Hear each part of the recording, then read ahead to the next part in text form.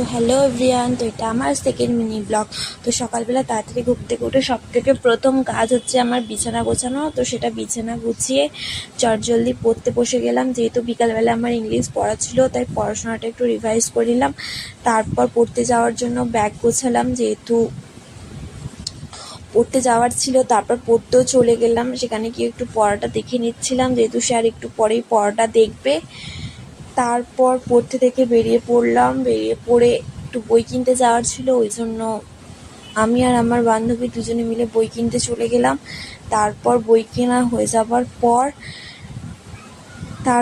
সে আমাদেরকে ফুচকা খাওয়ালো, মানে আমাকে ফুচকা খাওয়ালো। তাকে ক্যামেরার সামনে নিতে পারলাম না, যেহেতু সে ক্যামেরার সামনে আসতে চায়নি।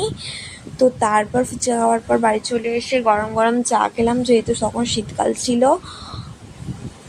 চা খাওয়ার পর রাতের ডিনারে পরোটা আর তরকারি। তো আজকের জন্য এটুকুই, দেখা হচ্ছে নেক্সট মিনি ব্লগে।